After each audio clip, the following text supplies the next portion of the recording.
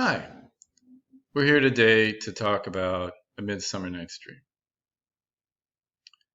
You know, when I found out I was going to teach this course, English 240, there were certain plays that I knew right away that I wanted to be on the syllabus. And this was one of them. I love A Midsummer Night's Dream. Seen it performed at the Old Globe, seen it performed, well, in the movie with the future Mrs. Hoffman, Michelle Pfeiffer.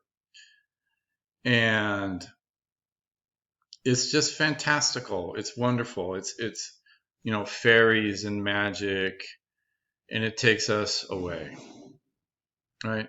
It's really quite something. But Stephen Greenblatt reminds us that there's more going on. Now, Greenblatt wrote the prefatory material, right? And I do have a Stephen Greenblatt story to go with my Dr. Howard story. When I was a grad student of Dr. Howard's, she had Professor Greenblatt come to my school to give a talk, and all the grad students, such as myself, were going to go. The problem is I was sick. I was a Southern California boy sitting in central New York. And people in Syracuse are very proud to say that they actually have worse weather than Buffalo. Buffalo is more famous for bad weather, but Syracuse is actually worse. Call it lake effect. It's a bad deal. So there I am sitting there with, let's just say, not adequate clothing. When you grow up in Southern California, you don't get used to 10 below zero weather, right? And so I did not have the kind of gear that other people had to live in that kind of weather. And so I got cold. I got a cold, I should say. I got cold, and then I got a cold. But Dr. Howard really wanted me to meet Dr. Greenblatt, even though I wasn't going to be able to stay for his talk. So I go to Dr. Howard's office, meet Mr. Greenblatt, Dr. Greenblatt, pardon me, and shake his hand, and then tell him I got a cold. Brilliant move, right? Brilliant move. So if sometime in 1985, Stephen Greenblatt came down with a really bad cold, it's probably because of yours truly. Yeah, I know. Knucklehead. So he wasn't very happy with me. So hopefully he doesn't remember me. That's all I can hope. But Greenblatt points out to us that while there are these wonderful, magical spirits and fairies and love potions, there's more going on. Now, this is a comedy, right? And so everything kind of turns out okay in the end, right? But think about how we get there. At the beginning, we start with the idea that there is going to be a wedding. And this is going to be the wedding of Theseus and Hippolyta. But the origin of this wedding is in war. Theseus, the head of the Athenians, defeated Hippolyta's army of Amazons, women warriors. And while the script clearly gives plenty of lines to show love between Theseus and Hippolyta, let's not forget that this is a message of conquering. Men conquer the women. Theseus was strong and defeated Hippolyta. And in some ways, the act of marrying Hippolyta is another act of conquering.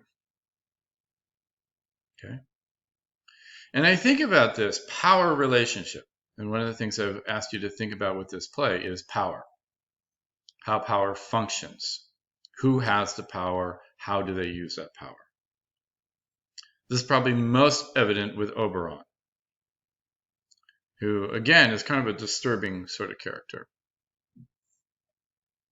Oberon is married to Titania. What kind of marriage do they have? Oberon wants her little Indian boy, right? The son of a woman who has died that Titania is taking care of. Why does Oberon want a little boy? Who knows? But there's a power dynamic. At the very least, he wants the boy. Titania does not want to give up the boy. And because of this, Oberon goes to the extreme of casting a magical spell, or having Robin cast a magical spell, to cause her to copulate with a beast. Bottom with an ass's head. Okay, now maybe it's not like the full-on mule, but you know what I mean. He debases his wife. He humiliates his wife to put her in her place, ultimately. This is another source of power, right? And the power dynamic, again, is men triumphing over women. Put her in her place. Put Titania in her place. How is she going to feel when she finds out what really happened? There are, of course, the lovers, the foursome of young Greek lovers who are not following the rules.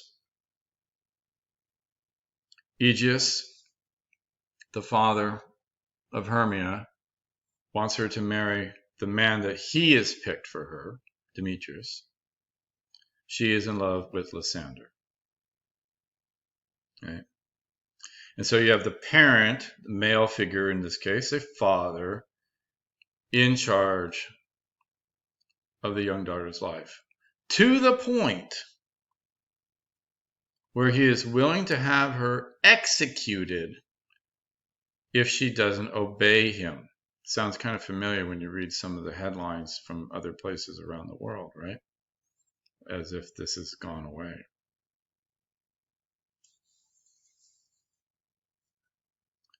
Power.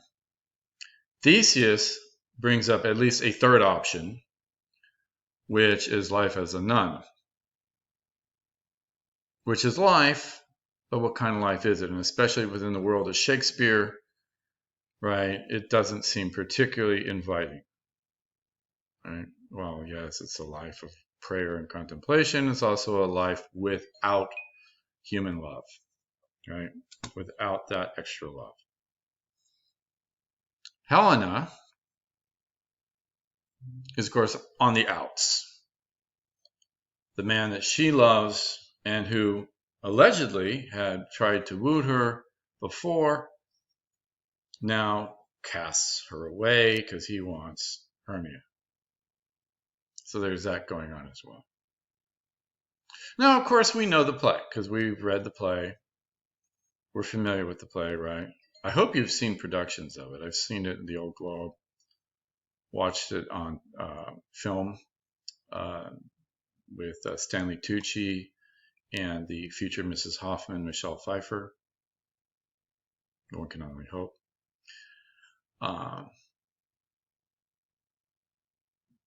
Pretty fabulous play. I'm talking about play. And there's a lot of comedy. I mean, it's very funny. Don't get me wrong. There's a lot of funny lines, a lot of funny bits, right? Robin mixes up the love potion.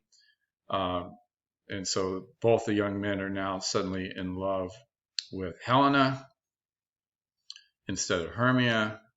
They're both chasing after the same woman who has experienced this incredible reversal of fortune. And to her, this is just mockery, right? So when I think about the power dynamics, that's something that's really, I think crucial to understanding. Now, it all is put right, of course, in the end. All the young lovers are in love with the right people, even if it takes magic to do it. Hippolyta and Theseus, are going to get married, and that sounds like everything's going to be a great party. Okay. Oberon has the little boy, and Titania will soon find out how she has been humiliated. And Bottom, well, who knows with Bottom. Interesting to think about these power dynamics, what they ultimately say, what they confirm. I mean, on the one hand, you have the parental power, which quite honestly is thwarted. Right? Young love thwarts parental power. But higher levels of power, Oberon and Theseus, are confirmed. That's something to think about also.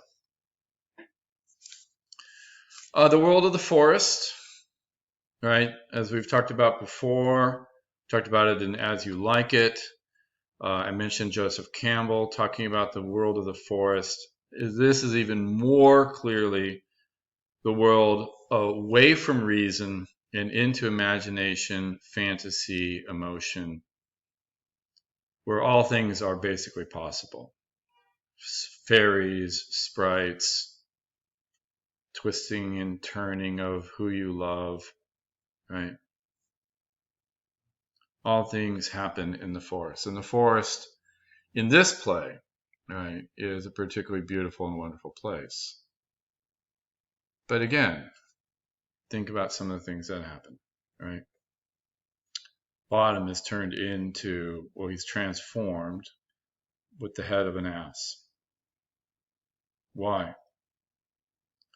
I mean, think about the experience that he goes through, right? I mean, Bottom, as I think about the character, is kind of a harmless character. Yes, he's pompous. He wants to play every role in the play. He thinks he can do better than anybody else. And so he kind of, quote unquote, deserves it. He's being an ass, therefore he becomes an ass, right? With the ever familiar Shakespeare punning. And it is a dream for him, right? I mean, he gets to be with Michelle Pfeiffer, for crying out loud. How horrible of a dream is that? But he's been transformed. Now, he doesn't quite recognize it, right? It is in this dreamlike state for him.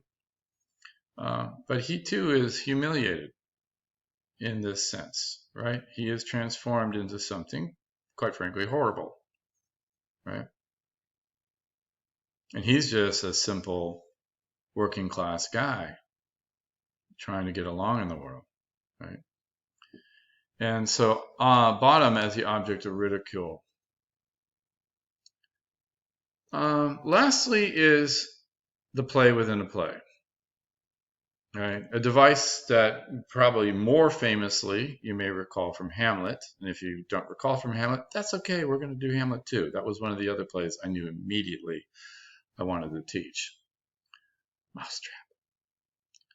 But the play within the play is pretty much the end of the bigger play. And it is interesting to see it as kind of commentary on theater. It's also a little class-conscious commentary as well, right? The upper class, right? The nobles, Theseus and the others, kind of enjoy, for their own amusement, the struggling and difficulties of the lower class who are trying so hard to entertain them. It is funny, right? There's a lot of funny bits in it. But again, and if you're thinking about, the class consciousness in terms of the dynamics, I think there's a lot here, right? There's a lot here, especially within some of the side comments that go on, right? They're having fun. They're laughing both at and with the players. Right? After all, what they're putting on is not a comedy. Right? It's a tragedy. And yet it comes off as a comedy. So that's kind of where I want to end. Midsummer is so close to a tragedy. But it's, oh, okay, guys. It's just a dream.